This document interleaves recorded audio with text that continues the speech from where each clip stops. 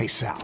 Hank, what's going on? We haven't worked a case in years. I just bought my car at Carvana, and it was so easy. Too easy. Think something's up? You tell me. They got thousands of options. Found a great car at a great price. And it got delivered the next day. It sounds like Carvana just makes it easy to buy your car, Hank. Yeah, you're right. Case closed. Buy your car today on Carvana. Delivery fees may apply. We're leaving today and entering a world of Mickey Mouse waving, princess meeting and greeting, lightsaber clashing, the Twilight Zone Tower of Terror dropping, Banshee flying, Space Mountain launching, Galaxy rewinding, what's the wonderful Galaxy rewinding, fireworks igniting, world of other worlds, for whatever you love. Infinite worlds await at the most magical place on Earth, Walt Disney World Resort. It's a Minimalist Monday edition of Optimal Living Daily, Hygge versus Minimalism by Shawna Scafe of simpleonpurpose.ca. I'm your personal narrator and commentary giver, Justin Malik. And let's keep this nice and minimal for Minimalist Monday and get right to it as we optimize your life. Hygge versus Minimalism by Shawna Scafe of simpleonpurpose.ca. My bestie recently remodeled her kitchen and moved some furniture into her living room. I plunked down on her couch and shouted, "Your couch is Hygge now." Her couch used to be in front of the big living room window, and now it was perpendicular to it, and you could sit and look out the window. It's the same couch as always, but this simple act of moving it so the big window was on one side and her newly opened up kitchen on the other, it just felt cozy, quiet, inviting me in while letting me view out. So my girlfriends and I have been talking a lot about Hygge. It is a Danish word and it doesn't have a direct English translation, but the underlying sentiment of it is the atmosphere of connection, comfort, and contentment. We see a lot of candles, cozy socks, and hot drinks to symbolize Hygge. But Hygge is much more than choosing comfort and slowing down. Hygge is the outcome of the political, educational, and social climate in Denmark. It is part of who they are. Danes aren't hustling or striving or performing. They're just enjoying the simple things because everyone is on a very level plane in terms of their socioeconomic status. Hygge is sitting with your friends in a cafe and having slow conversations. It is being silent side by side your spouse, eating peanut butter sandwiches by candlelight. It is a simple home-cooked meal eaten on a warm bench with new friends. It is pulling in an armful of fresh laundry off the line in the early sunlight. It is sitting on a blanket in the park reading a really great book. It is singing a song while you comb the knots out of your daughter's hair. One way I always feel Hygge is when I turn off all the lights at night, I can hear the dryer humming in the basement, and I go check on each of my kids in their beds, pulling covers up over their shoulders and smiling at their smushy faces. I think some of us are naturals in one of these areas that make up Hygge. I have one friend who knows how to set up the most inviting, cozy spaces with attention to all the little simple details. I have another friend who can plunk down on my couch and be so invested in conversation that I feel like she gives our time together all her time and attention. I have another friend who is welcoming and content and can make any gathering have a feeling of warmth and kinship, even if it is in a parking lot on a tailgate. Hygge is the invitation to gather, the beauty of the simple things, the heart of conversation, the details of hospitality. How it compares with minimalism. Minimalism looks very different for everyone. Some do it to be frugal, some to curate their possession to be top quality, some to be environmentally sustainable, some to rid their life of consumerism, and some to challenge themselves to have less and less. But Hygge seems to be a similar experience for all who embrace it.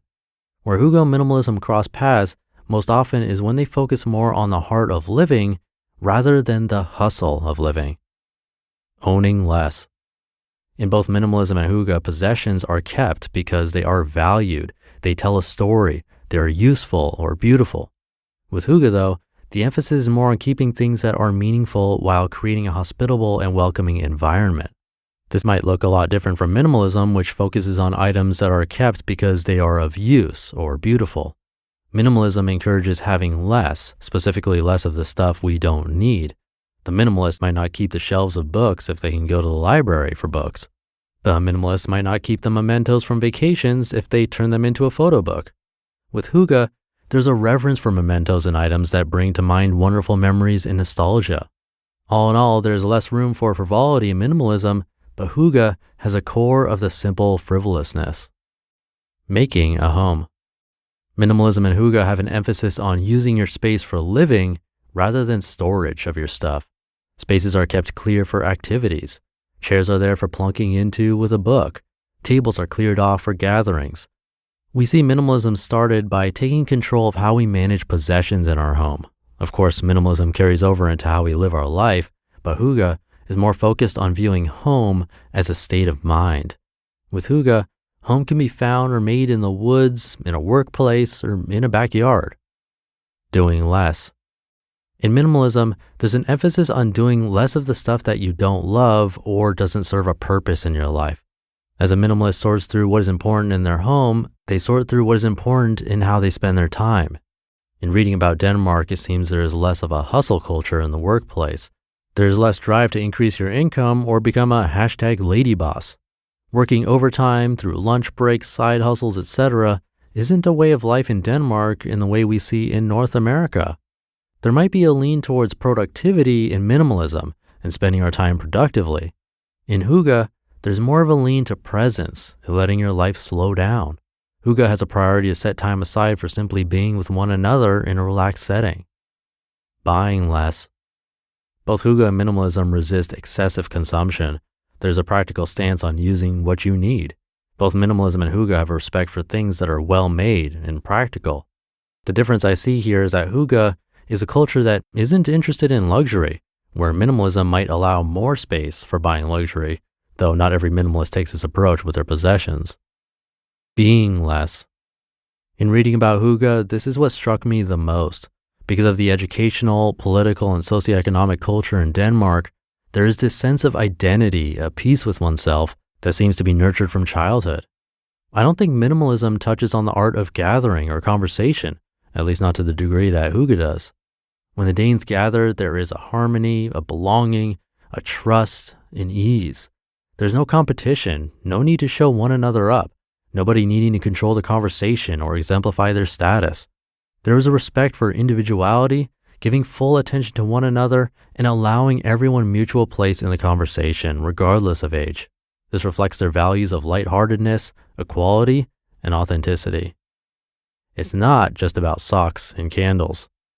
If you go on Pinterest and search Hygge, you'll see a lot of cozy fires and wool socks and candles, all the candles. But when you really dig into Hygge, you'll find it is a way of life.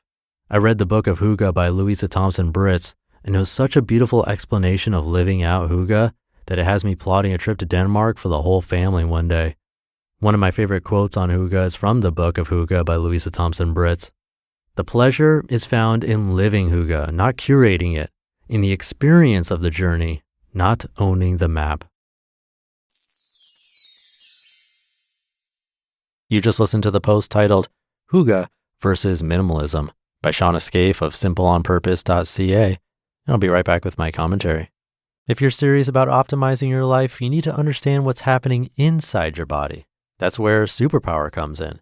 Superpower sends a licensed professional to your home, or you visit a nearby lab, for one simple draw testing over 100 biomarkers, way more than a standard checkup. You get info on your heart, liver, thyroid, hormones, metabolism, vitamins, and even environmental toxins.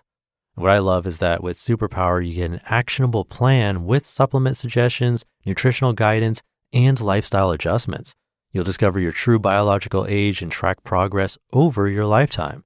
Make this the year you stop guessing about your health with Superpower.